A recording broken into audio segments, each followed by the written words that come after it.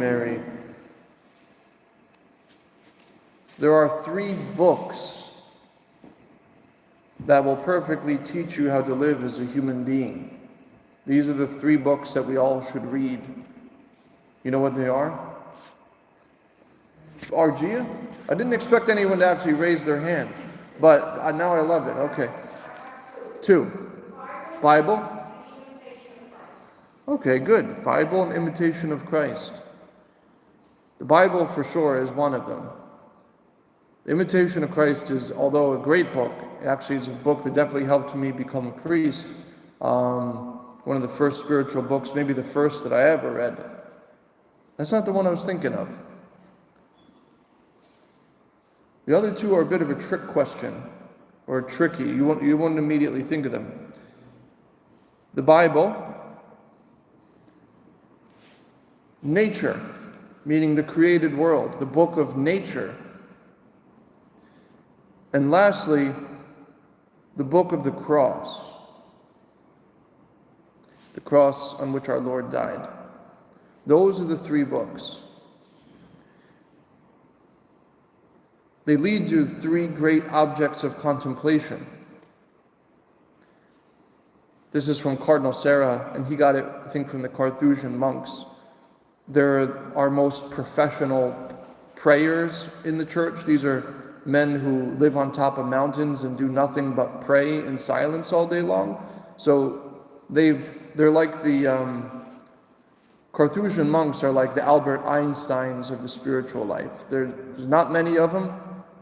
They're the best at what they do. They're geniuses in prayer and contemplation. And they came up with, when you read the 3 books of nature, the Bible and the cross, when you read the lessons there and learn those lessons, and you see what are the deepest mysteries contained there in the spiritual life, the 3 great objects of contemplation are the cross, the Virgin Mary, and the host, the Eucharist. Those are 3 things you could never stop thinking about. They're bottomless wells. They're mines that always have new pieces of gold and jewels inside of them. Can never exhaust them. The cross, the Virgin Mary, and the Eucharist. Okay, so let's apply today's lesson and read about it in the 3 books. Today's lesson is, for me, we could summarize it by saying, since he had no way of paying it back, the servant said to the master, "Be patient with me and I will pay you back in full." Be patient with me. I can't pay you back.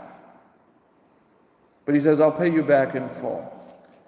The lesson from this parable today really is we're saying to God, be patient with me, because I actually can't pay back the debt that I owe you.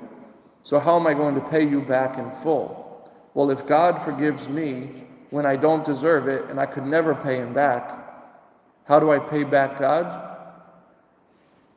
I do the same thing to other people.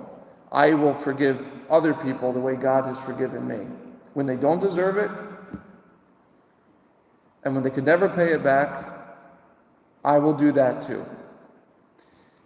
So we learned that in the Gospel, the book of the Gospels, because we're reading this from the Gospel, okay? So the Bible has stories of this over and over and over again, is how we should imitate the Lord in his forgiveness of us, his patience with us.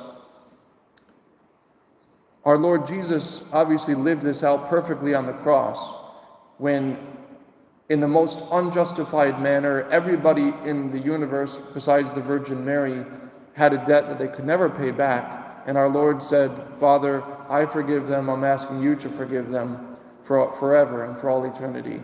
If they come to the cross and they say, be patient with me, then I'm asking you to forgive them.